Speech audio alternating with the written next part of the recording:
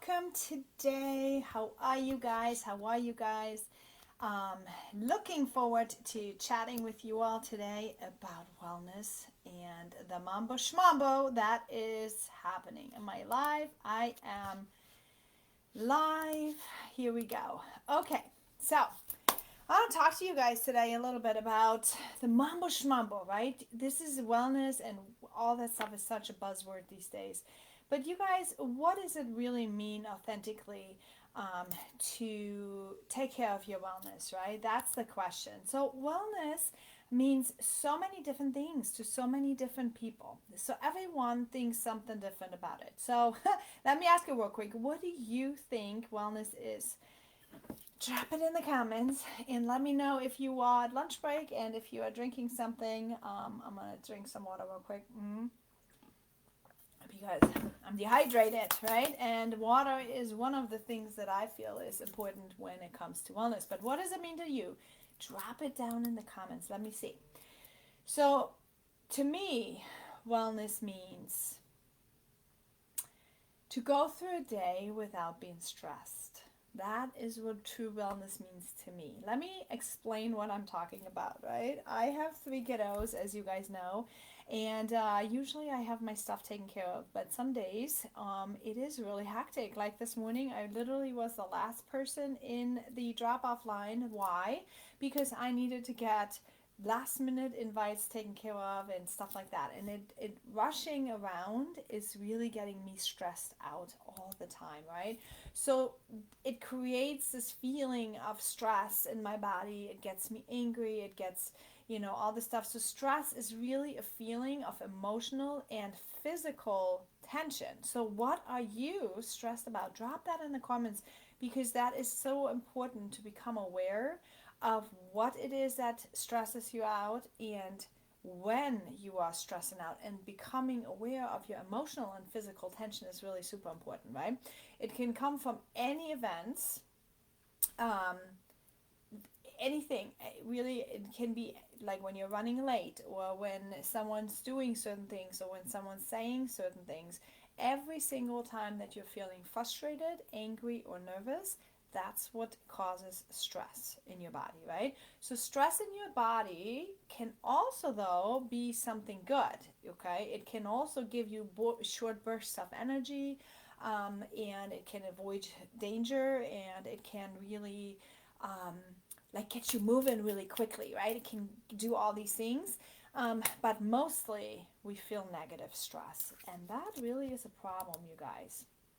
Drop in the comments real quick what the last time is that you've been feeling stressed, especially in this holiday season. As we are going about this right now, I want to share a little bit with you tips and tricks on how to get it done. And I want you to not only think about stress as just something that just happens to be there and everybody is stressed. No, I want you to become really aware of what effects stress has on your body. Okay? And I want you to dig a little bit deeper. So that's why I'm saying not this mumbo shmumbo. You know me, I like to talk deep stuff. I like to really get into the nitty gritty, because I feel that when you are only on the surface, when you're only talking on the surface with people, um, it doesn't help anybody. It's not helpful.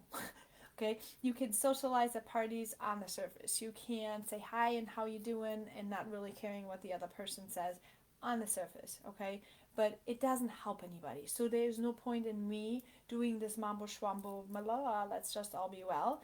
I like to literally dive deeper into the subjects. Okay, so what are the effects on the stress on your body? Over time, continued strain on your body from stress may contribute to serious health problems, you guys. What are serious health problems? They are heart disease, they're high blood pressure, they're diabetes, and there are other illnesses, even mental disorders, depression, and what a surprise, how many people are dealing with anxiety, right? Anxiety is also a symptom of high stress, you guys, okay? And I want you to let that sink in for a second. So, what are then really symptoms of stress, right? How do you feel stress? Because again, everyone feels it a little bit different. So let me run you through it a little bit. So aches and pains, chest pain or feeling like your heart is racing, exhaustion or trouble sleeping. Okay, and if you guys caught my Wellness Wednesday, if not, go back there. We were talking a little bit about that. We were talking about the trouble of sleeping and how that is the basic need, you guys, the basic need that needs to be covered, the rest, right? So exhaustion and trouble of sleeping is really a symptom, and it's something that really can cause big, huge problems in your life. High blood pressure is an issue. Who here is on high blood pressure or blood pressure medication? Drop it down in the comments. Muscle tension and jaw clenching. Okay, that's one of the things that I am definitely guilty of. Like, I can tell that when I feel stressed, I'm holding my tension in my neck and I'm holding the tension in my glutes and in my lower back. That's where I hold my tension. And when I catch that, that's my first sign of like knowing, okay, I need to deep breathe. I need to do something. I need to reduce my stress. I need to calm down. I maybe need to take a bath or something, but it's usually what it is. Okay, stomach and digestive problems are also symptoms of high stress. Okay, guys, how many of you are dealing with stomach or digestive problems? Drop that in the comments, right? Don't be shy. Don't be shy of like putting comments in here, because I feel like sometimes people are afraid that they are not going to say anything that they're struggling with because they are not wanting to out themselves. Okay, guys, let's just be real here for a second. There's too much stuff going on. There's too many people going on and doing this mumbo schmumbo stuff. Okay? Let's just cut it out. Let's just be open and honest and let other people learn from us, right? That's what it's all about. I mean, who cares what other people are going to think about us anyway, right? Because we need to take care of ourselves. We need to make sure that we're healthy, and we need to make sure we're taking other people with us on that health journey, because otherwise, what's the point of living, guys? Okay, what's the point of living? Sorry, my ball is like moving. Okay, so how can we handle stress in healthy ways? Okay, so we can eat and drink to optimize our health, right? Eat and drink water. Optimize our health. We can exercise regularly. We can stop using tobacco and nicotine products. That's a very helpful hint, right? We can study and practice relaxation techniques. We can reduce triggers and stress. We can examine your values and live by them, right? You guys hear me talking about this all the time. That drastically reduces stress when you do the things that you love to do and that you're passionate about and stuff, right? You can assert yourself. Yes, ma'am. You got to set your boundaries. You got to be able to say, this I like and this I don't like, and you do good for me, and no, I'm sorry, I don't like that, right? And that comes with self-esteem. That comes with knowing where your place is, what your value is, what you can contribute to others. And when you have that figured out, you are also very, very easily setting your boundaries, because you're becoming very aware of what it is that you like to do and not like to do, right? Okay, and then here's the last one. That's the one I'm still struggling with a lot. Set realistic goals and expectations. Yes. Okay. So my goals are my goals are always way too much, apparently, right? And my expectations are very high. And I remember, let me tell you a quick story on that, because even that is relative, you guys. Okay.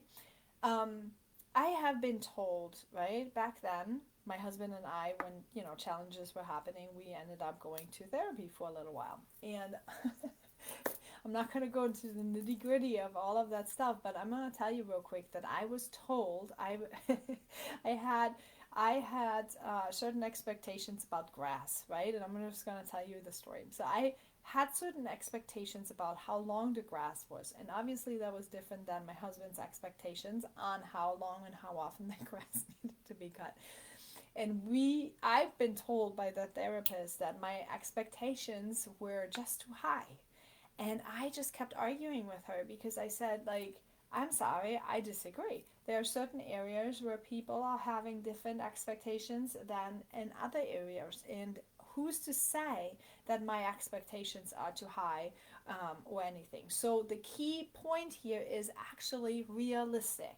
Okay, so if you set a goal and you are continuously failing that goal, then your expectations are probably not realistic, and you need to start somewhere slower. You need to get a goal that you can actually hit and achieve on a realistic level. Make sure it reaches a little bit, not too too slow, but make sure it reaches a little bit. But if your goal is always too high and you can't expect reach it, then you need to maybe set a realistic kind of goal. Okay. So here's the question, because we all kind of know that stress is not good for us, right? But we still are stressed all the time. So what do I gain from stress is the question I want you to ask you. Now, first of all, though, I'm going to just tell you, cortisol can lead to weight gain. So there you go. When you are very stressed all the time, you have cortisol levels in your body, and that can lead to weight gain.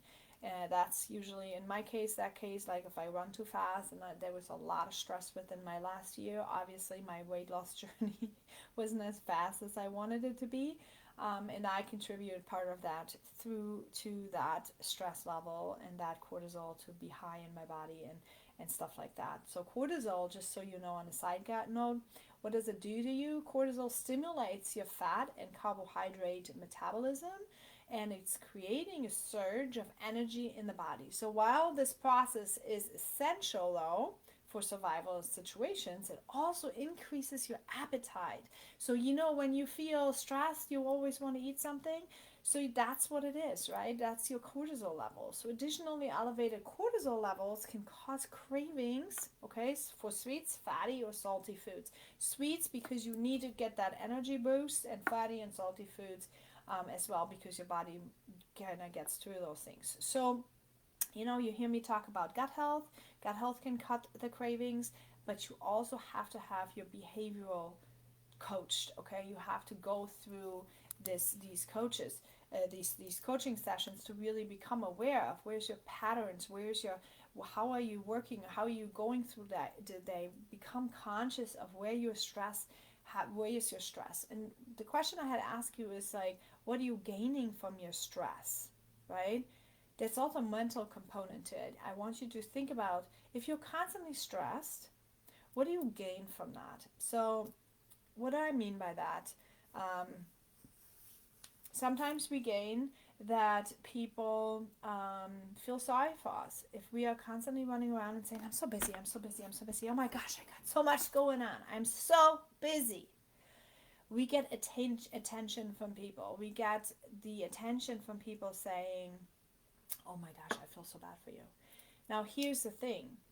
That's short-lived attention, and that is short-lived satisfaction of a need that we might have. That is not something that will keep you satisfied and keep you actually fulfilled in the long term. Okay, in the long term, you're going to have to address those triggers, because the stress will be more harmful than what you gain the short-term moment from. Okay, so you have to decide for yourself, like, really sit in a minute, like, why do I feel stressed all the time? Why do I have that? What am I gaining from that? And it's a process, guys. So process over perfection is what I always say in my coachings. Process over perfection. Don't feel like you have to get all that stuff done immediately, and if it doesn't work right away, then oh my gosh, this is a process. You have learned certain patterns and behaviors for quite some time. You basically mirrored your parents. You looked at what your childhood was like. You looked at all these things, and you take that on, right? You take that on. However, over time, you recognize that you might have different preferences, and you recognize that your life should be different than the one from your parents, and that you have to then get through this process of evaluating the belief systems and all that stuff, right? So reduce your stress and increase your wellness, right? That's the goal. The goal is you want to increase your wellness not because that's what everybody says and it's the big buzzword. No, you want to increase your wellness because you want to make sure that you're actually living your best life. You want to make sure that you're living your healthiest life, that you are living your longest life, that you are enjoying your life as much as you deserve, because you deserve to enjoy your life every single day, and that you have a right to feel comfortable and amazing and happy in all the moments. Okay, that is really important. That is what it is. And when you have areas of life where you are not feeling that way, those need to be addressed. Those need to become aware of first, and then they need to be addressed, right? Okay, so I think that is all I wanted to talk about today. So now I have to see, how do I get back here to see you guys again? There we are. Okay. I've been on now for 15 minutes. So here's the thing, though. If you are working on this, if you are wanting to work on your health and wellness, I suggest that you're going to check out the link that I'm going to pop into the comments and get started. There's options from free to options of weekly group coaching to options of coaching one-on-one with me, or anything in between, right? Okay, so make sure that you're going to go ahead and check that out, because stress kills you guys, whether or not it is diabetes or it is cancer, or it is just kills your relationships, your joy, your life, your quality of life. Don't wait until the end. Okay, don't wait until the end to be recognizing the fact that you are not going to be, that you didn't live the life you really wanted. Live it now. You can make small little adjustments very, very easily, but you cannot do it until you are aware of it, until you are really conscious of what's going on. So I hope that has helped today a little bit. If you have, if you find value in it, please do me a favor and share this out to people. I feel like this needs to be addressed more. The word needs to get out. Okay, there's so many people suffering right now. There's so many people who are really struggling these days, and they need to know that there's tools out there, regardless of your budget, regardless of anything. There's tools out there that need to be that anyone can be using. So talk to you all later. Have a great Friday.